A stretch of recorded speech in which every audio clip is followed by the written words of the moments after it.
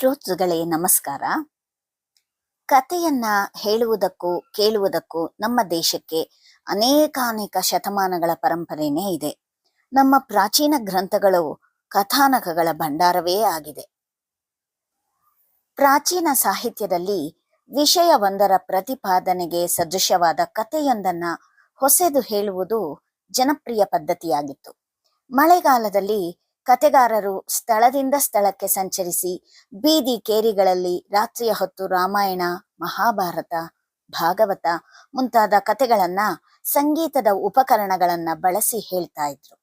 ಪುರುಷರು, ಸ್ತ್ರೀಯರು ಮತ್ತು ಮಕ್ಕಳು ಕುಳಿತು ಈ ಮನೋರಂಜನೆಯನ್ನ ಅದರೊಟ್ಟಿಗೆ ಧಾರ್ಮಿಕ ಆಚರಣೆಯ ಫಲವನ್ನೂ ಪಡೀತಾ ಇದ್ರು.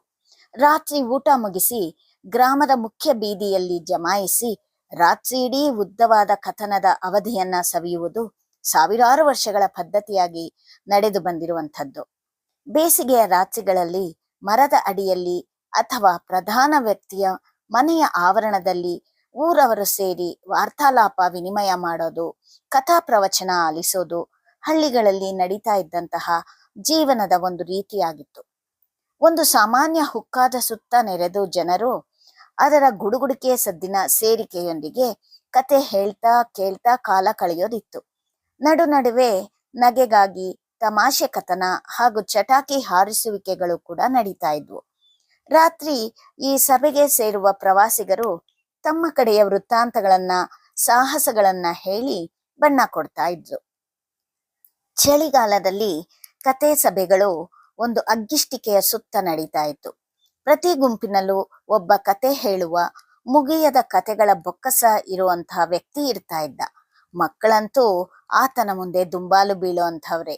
ಈ ಕತೆಗಳು ಪ್ರಾಚೀನ ಭಾರತ ನೆಲದ ಮಿನುಗು ತಾರೆಗಳು ಅಂತಲೇ ಹೇಳಬಹುದು. ಪ್ರಾಚೀನ ಪೌರಾಣಿಕ ಕತೆಗಳು ಗತಕಾಲದ ಕತೆಗಾರರ ಕೃತಿಗಳು. ತಮ್ಮದೇ ಮನೋಭೂಮಿಕೆ, ಕಾಣ್ಕೆ ಮತ್ತು ಕಥನ ಶೈಲಿಗಳಿಂದ ಸಿಂಗರಿಸಿಕೊಂಡು ಆ ಕಥೆಗಳು ಆವಿರ್ಭವಿಸಿವೆ. ಅವು ಜನಪ್ರಿಯ ರಂಗಕೃತಿಗಳಾಗಿ ಕೂಡ ಪ್ರದರ್ಶನಗೊಳ್ಳುತ್ತಾ ಇದೆ.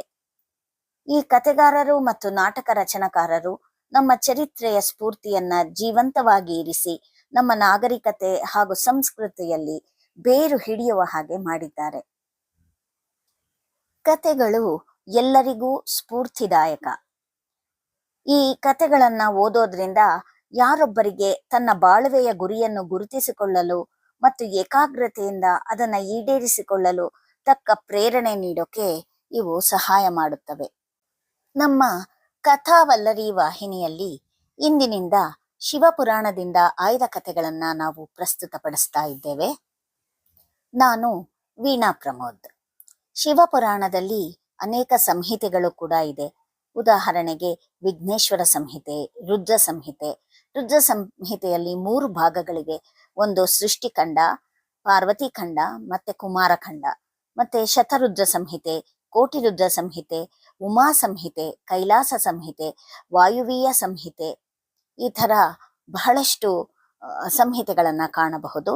ಶಿವಪುರಾಣವನ್ನ ಸೂತರು ಸನಕಾದಿ ಮಹರ್ಷಿಗಳಿಗೆ ಹೇಳಿದುದಾಗಿದೆ.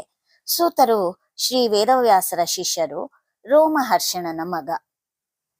ಶ್ರೋತೃಗಳೇ, ನಮ್ಮ ಮುಂದಿನ ಸಂಚಿಕೆಯಿಂದ ಶಿವಪುರಾಣದಿಂದ ಆಯ್ದ ಕಥೆಗಳನ್ನು ನೀವು ನಮ್ಮ ಈ ವಾಹಿನಿಯಲ್ಲಿ ನೋಡಲಿದ್ದೀರಿ. ಧನ್ಯವಾದಗಳು.